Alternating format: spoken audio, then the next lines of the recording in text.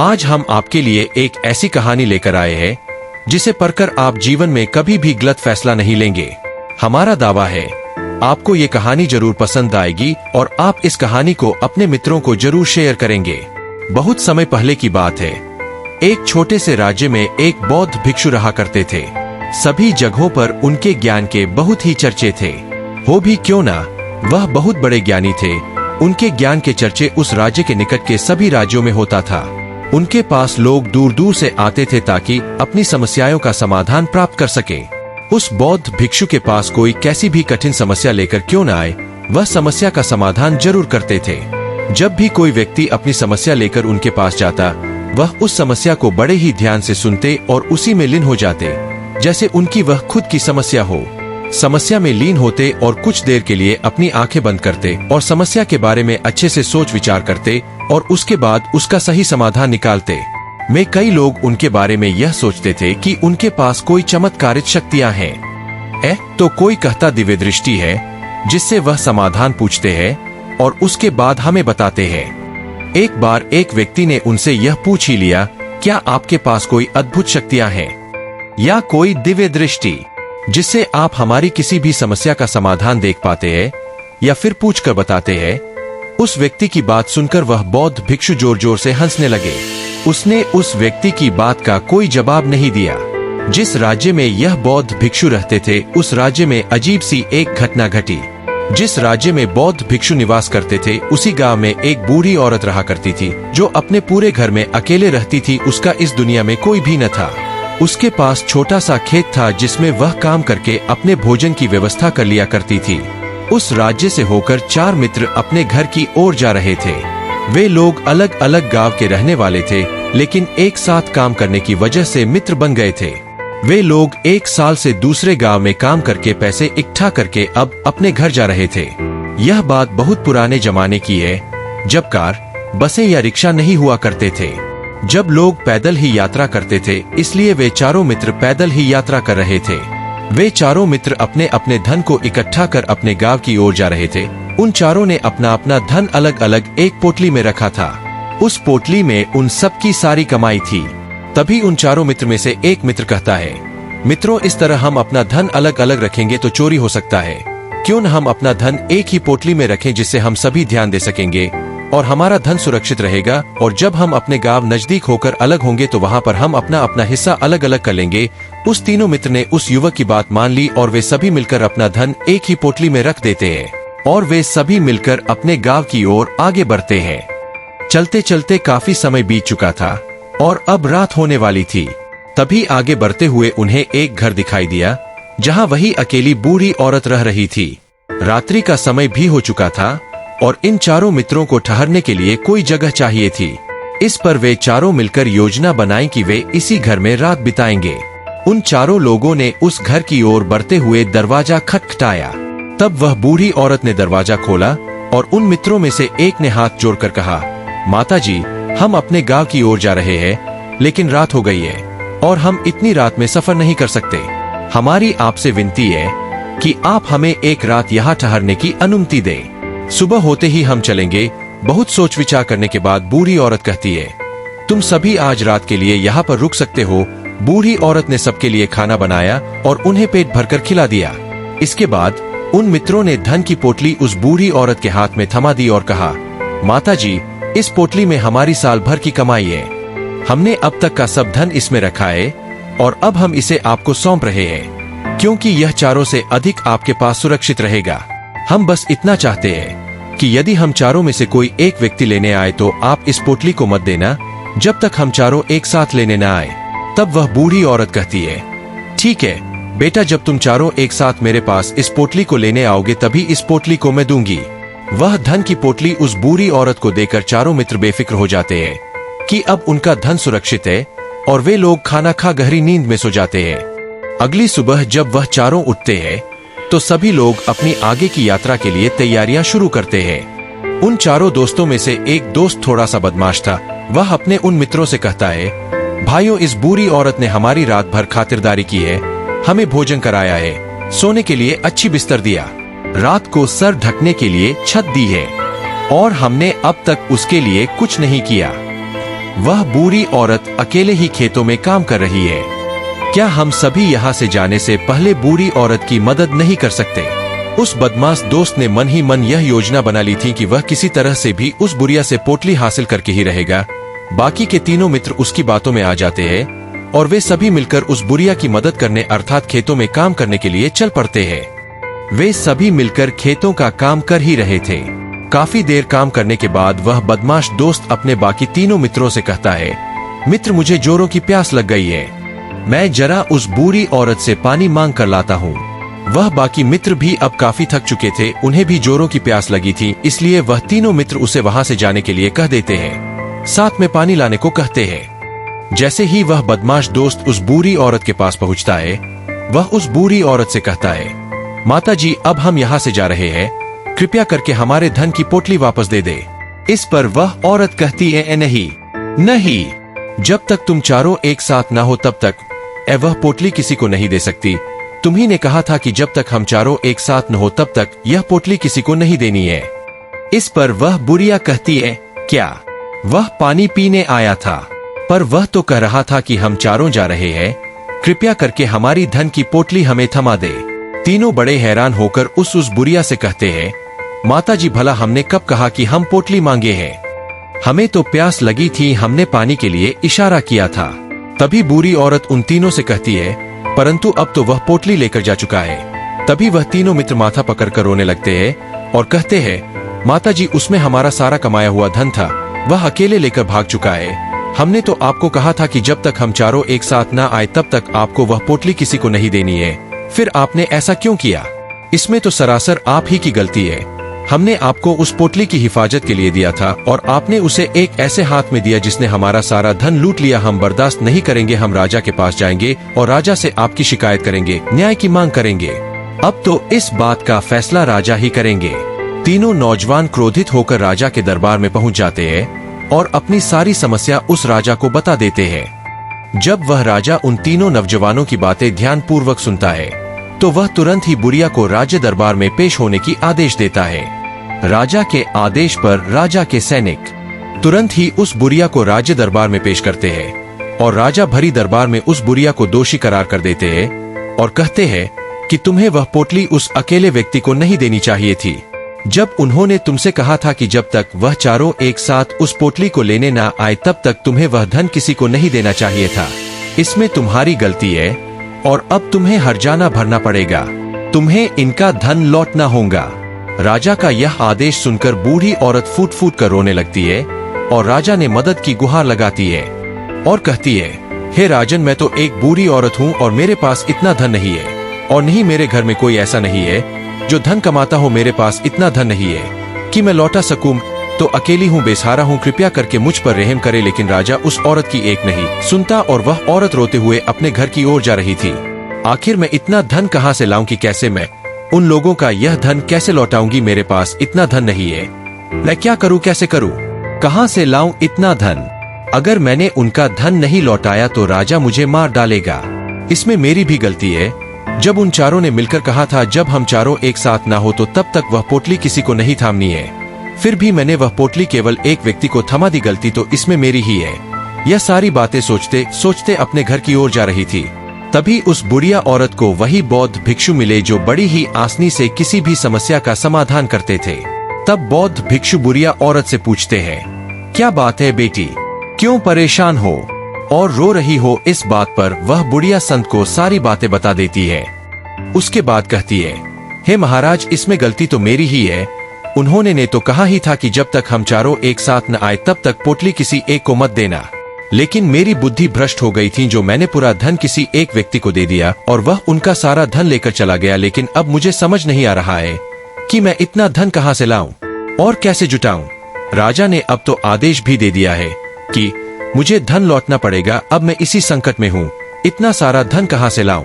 वह भिक्षु उस बुरी औरत से कहते हैं, तुम रो मत, मैं कोई न कोई रास्ता निकालता हूँ। इतना कहकर वह संत वहीं पर बैठ जाते हैं और कुछ देर के लिए आंखें बंद करके सोचते हैं और मौन रहकर समस्या का समाधान निकालते हैं। बहुत सोचने के बाद वे आंखें खोलते हैं और कहते हैं, बेटी, राजा का फैसला गलत है।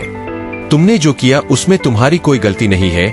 यह सुनकर बुढ़िया एकदम चुप सी हो गई और सोचने लगी आखिर राजा का फैसला कैसे गलत हो सकता है।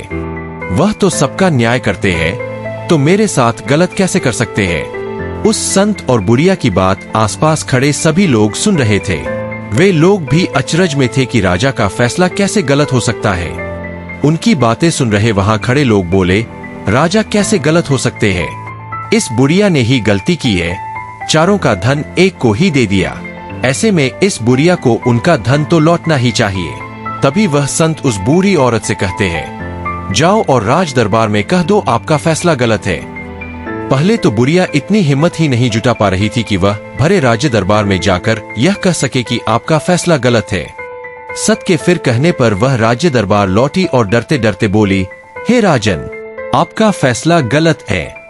इतना कहकर वह राजा को सारी बात सच सच बता दी। उस बुढ़िया की बात सुनकर राजा बहुत क्रोधित हुआ और उस बुढ़िया से कहा, कौन है वह संत जिसने मेरे फैसले को गलत बताया है?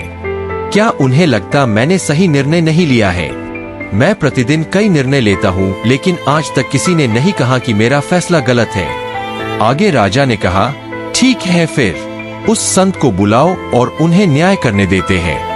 अगर उस संत ने सही फैसला नहीं सुनाया तो उन्हें फांसी की सजा दे दूंगा। राजा ने तुरंत ही अपने सैनिकों को आदेश दिया, जाओ और उस संत लेकर आओ। यह बात सारे नगर में फैल गई है। सभी यह जानने को उत्सुक थे कि आखिर वह संत कौन है जिसने राजा को कहा है कि उनका फैसला गलत है और अब वे खुद इसका न्याय करने आ रहे हैं। वे सैनिक कुछ देर बाद उस संत को लेकर राज्य दरबार पहुंचे। राज दरबार में सभी लोग उपस्थित थे। उन संत को देखकर राजा कहता है, महाराज, आपको ऐसा क्यों लगाता है? मैंने जो फैसला सुनाया है वह गलत है। इस बुढ़िया ने यह वादा किया था कि वह चारों लोगों की उपस्थिति में ही धन की पोटली देगी, लेकिन इसने सिर्फ एक ही व्यक्ति को धन की पोटली थमा दी। इसने अपना वादा तोड़ा है।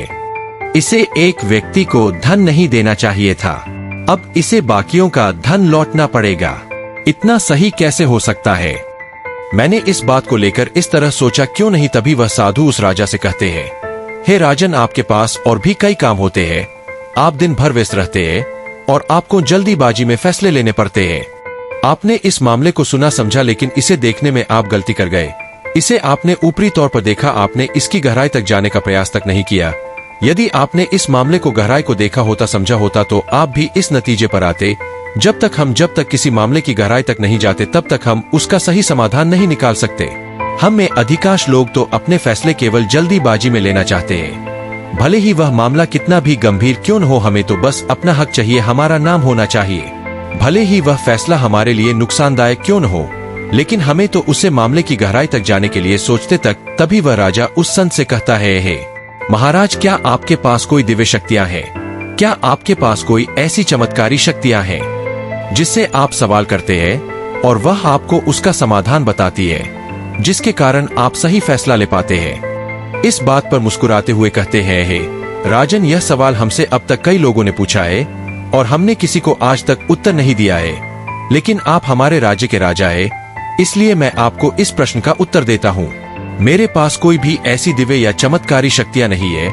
मैं हर बात को केवल गहराई तक सोचता हूँ और विचार करता हूँ, और जब मैं विचार करता हूँ तब मेरे सामने कई सारे समाधान आते हैं। फिर मैं उन समाधानों पर कई बार विचार करता हूँ, तब मैं दूसरों को समाधान देता हूँ, क्योंकि किसी एक इंसान का लिया हुआ गलत फैसला किसी इंसान का जीवन बर्बाद कर सकता है। एक लिया गया फैसला सही हुआ तो जीवन अच्छा हो सकता है, और एक गलत फैसला जीवन को नरक बना सकता है। इसलिए फैसले छोटे हो या बड़े, हमें मौन रहकर समझदारी से लेनी चाहिए। अगर आप मौन रहकर किसी फैसला पर विचार करते हैं तो एक सही समाधान निकलकर सामने आता है। मोरल, इस कहानी से हमें यह सीखने को मिलता है कि सही फैसला लेने की क्षमता हमारे जीवन में सफलता हासिल करने के लिए जरूरी है। हम सभी के जिंदगी में कई बार मुश्किल से मुश्किल घड़ी आती है, तो कभी हमें बड़े फैसले लेने होते हैं। उस समय हमें पता नहीं होता है कि यह फैसला हमारे जीवन पर कैसा प्रभाव डालेगा, हमारे जीवन में खुशियां लाएगा या मुसीबत।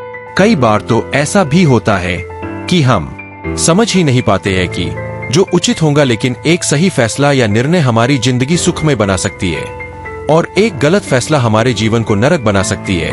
ऐसे में सही फैसला लेने की क्षमता हमारे जीवन में सफलता हासिल करने के लिए जरूरी है।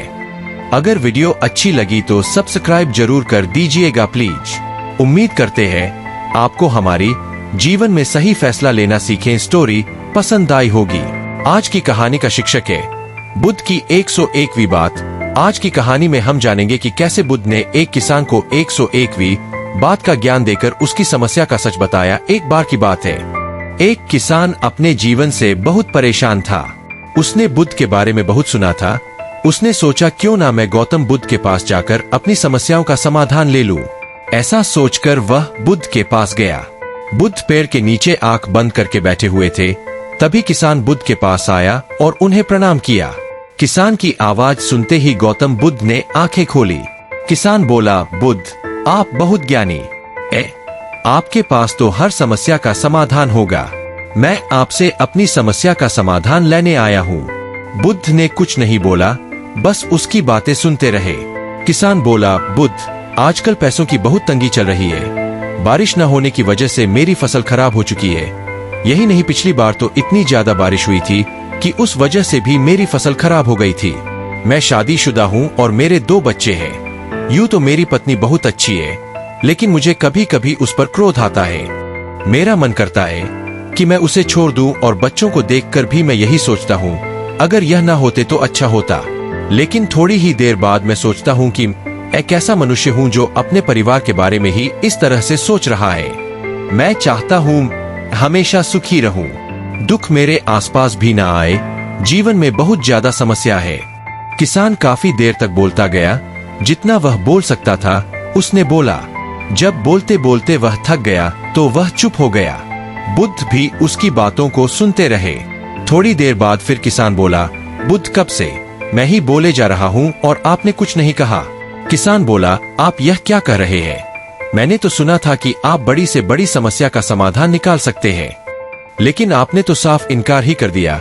यदि आप मेरी समस्या का समाधान नहीं कर सकते तो फिर आपका बुद्ध होने का क्या फायदा? गौतम बुद्ध बोले, तुम्हारे पास तो समस्याएं हैं और यह समस्याएं सिर्फ तुम्हारी ही नहीं है, प्रत्येक इंसान की है। तुम्हारे पिताजी की भी थी, तुम्हारे बच्चों की भी होगी। कोई इससे अछूता नहीं है। यह तो हर मनुष्य के जीवन में होता है। जीवन ऐसा ही है, इसलिए इसका कोई उपाय नहीं है। बुद्ध की यह बातें सुनकर किसान क्रोध में आ गया। वह बोला, आपसे अच्छे तो मेरे वह बाबा थे जिन्होंने मेरे घर आकर यज्ञ किया था और उसके बाद मेरे घर में कुछ वक्त के लिए सुख शांति भी आ गई थी।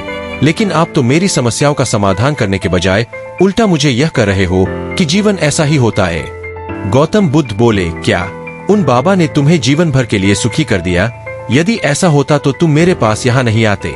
सुख दुख एक दूसरे की परछाई होते हैं, इसलिए केवल एक चीज अकेले मौजूद हो नहीं सकती। कोई भी मनुष्य हमेशा सुखी या हमेशा दुखी नहीं रह सकता। इसलिए अपनी 100 समस्याओं को छोड़कर 101वीं बात पर ध्यान देना चाहिए। किसान बोला, यह 101वीं बात कौन सी है? गौतम बुद्ध बोले, यही बात कि मनुष्य 100 समस्याओं को समझ सके। किसान बोला, आप मुझे बताएं इन 100 समस्याओं को कैसे समझे? गौतम बुद्ध बोले, सबसे पहले हमें अपने मन से यह विचार निकालना होगा कि हमें हमेशा सुखी रहना है और दुख से बच के रहना है, क्योंकि ऐसा संभव ही नहीं है। इसलिए मन की इस खींचातानी को छोड़कर अपने जीवन को सहज रूप से जीना होगा। सुख दुख को रोकना मनुष्य के हाथों में नहीं है, लेकिन सुख दुख से ऊपर उठना मनुष्य के ही हाथ में है। समस्याओं को गौर से देखो, ये आती है लेकिन स्थायी नहीं है। कुछ वक्त बाद यह अपने आप चली जाती है। समस्या समाधान साथ साथ चलते हैं। समस्या है तभी समाधान का भी महत्व है, और समाधान बिना समस्या के हो नहीं सकता। सब कुछ एक दूसरे से जुड़ा हुआ है। इसलिए जो इस बात को जान लेता है वही अपना सहज जीवन जी सकता है। बुद्ध की बात सुनकर किसान समझ गया कि सुख दुख को रोकना असंभव है, लेकिन इसे समझकर अपनी जिंदगी को सहज रूप से जीना आसान है। किसान बोला, बुद्ध, मुझे माफ कर दीजिए। मैंने आप पर क्रोध किया, लेकिन आज आपने मुझे यह 101वीं बात बताकर मेरा उद्धार कर दिया है। अब जान गया हूँ जीवन की हकीकत क्या है, कि कोई भी समस्या ज्यादा देर तक नहीं टिकने वाली। इसके तुरंत बाद सुख है और उसके तुरंत बाद दुख है। किसान ने बुद्ध को प्रणाम किया और वह चला गया। इस कहानी से हमें यह शिक्षा मिलती है कि हमें भी अपना जीवन इस चिंता में नहीं गंवाना चाहिए कि हमारे जीवन में बहुत सारी समस्याएं हैं। समस्याओं का समाधान भी वही व्यक्ति निकल सकता है जो अपने जीवन को सहजता के साथ देख सकता हो। इसलिए जीवन के इस सुख दुख के नियम को हमें समझना होगा और फिर सच में हमारा जीवन सार्थक होगा। अगर वीडियो अच्छी लगी तो सब्सक्राइब जरूर कर दीजिएगा प्लीज।